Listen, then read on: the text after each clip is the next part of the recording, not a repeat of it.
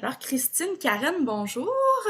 On est Enchantée. ici pour... Oui, enchantée. On est ici pour parler de la maison d'hébergement L'Émeraude qui va être créée en Abitibi-Ouest. C'est une maison d'hébergement pour les femmes victimes de violences conjugales.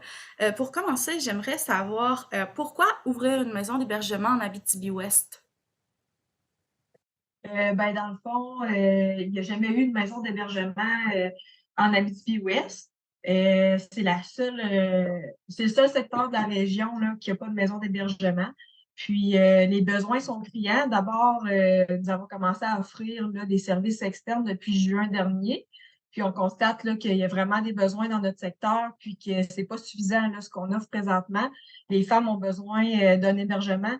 Puis les femmes doivent parcourir plusieurs kilomètres pour se rendre vers une maison, que ce soit vers Amos ou Rouyn-Noranda. Pourquoi exactement on n'a jamais eu de maison d'hébergement en Abitibi-Ouest alors que manifestement il y a des besoins? Écoute, comment répondre à cette question? Tu sais, l'enjeu, je pense que tout tourne au niveau du financement, là, évidemment. Là. Il y a plusieurs démarches aussi à réaliser pour démarrer puis assurer le démarrage de tel service aussi. Sinon, tu sais, c'est certain que ça alimente toujours du besoin.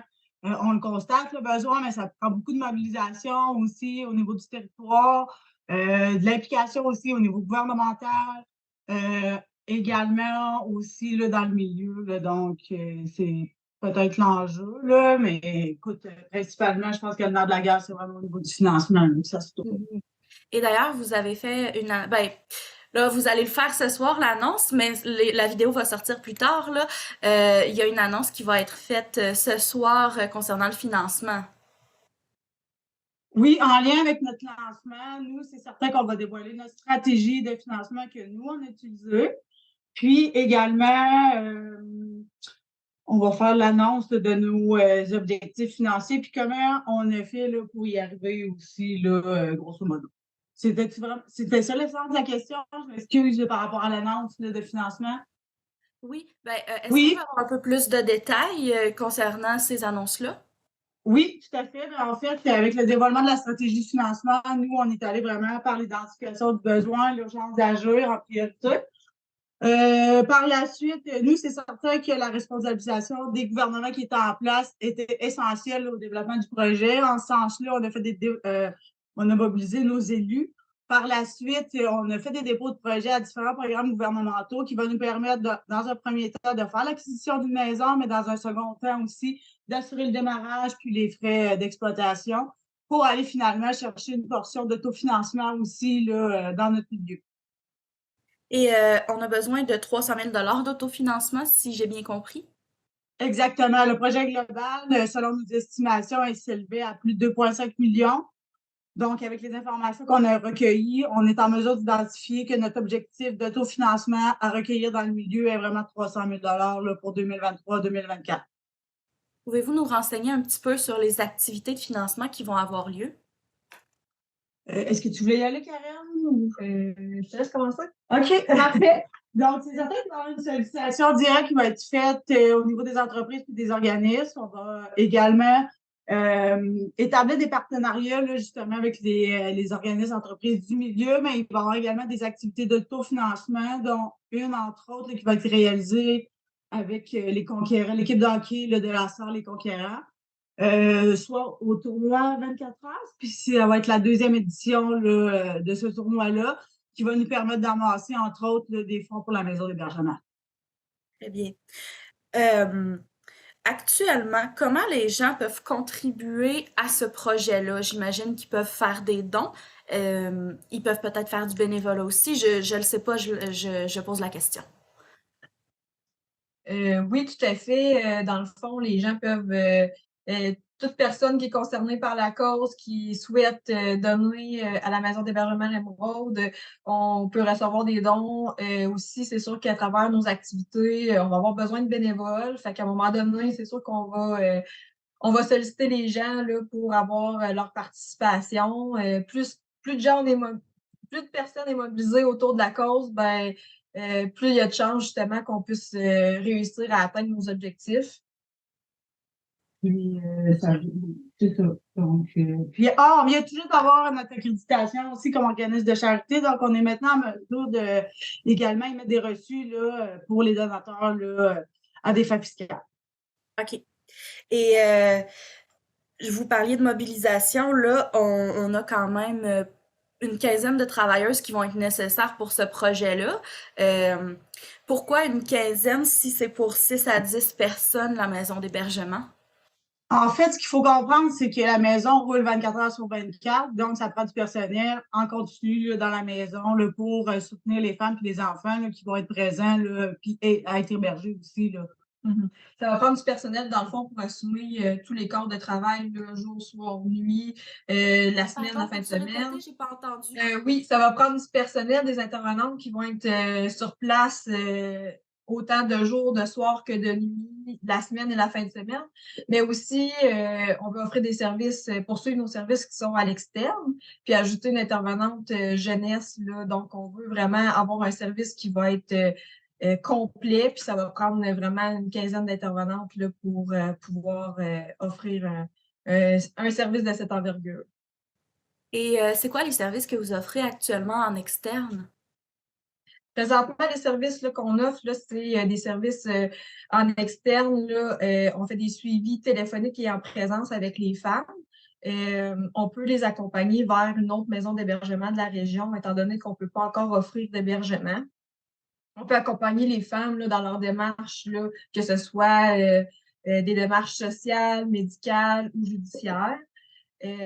On offre du soutien d'écoute aussi pour les proches des femmes victimes de violences conjugales. Euh, puis, je vous dis quelque chose. Je pense que non. Écoute, ça fait quand même le tour. L'essentiel, c'est de voir tout le filet de sécurité là, qui entoure la femme là, via là, les services qui sont offerts. Là. En fait, nous, notre responsabilité, c'est de mettre des filets de sécurité autour de la femme puis trouver des moyens, dans le fond, pour assurer sa sécurité. Parfois, ça prend l'hébergement, parfois, il y a d'autres solutions. Donc, on est là pour voir avec la femme, dans le fond, qu'est-ce qui lui convient le mieux, puis aussi de respecter son rythme là, dans le processus. C'est toujours selon sa situation là, à elle. J'ai cru voir dans le communiqué qu'il allait y avoir une maison d'hébergement temporaire avant la construction de la maison officielle. C'est prévu pour quand? En fait, à court terme, suite à certaines réponses qu'on a reçues là, au niveau du financement, on va faire certaines démarches pour justement se doter d'un endroit transitoire là, jusqu'à l'obtention de la maison officielle. Là. C'est certain qu'ASSA va rentrer en ligne de compte toute l'embauche des ressources aussi, l'aménagement des lieux pour assurer la sécurité puis la confidentialité là, des lieux là, où est-ce qu'on va être situé temporairement. En fait, ça va être une offre de service qui va être progressive.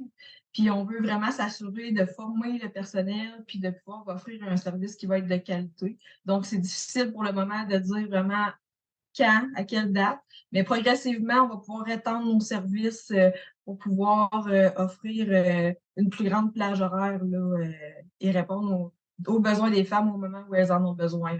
Également, tout ça va se dérouler d'ici janvier là, 2024. Ouais. OK.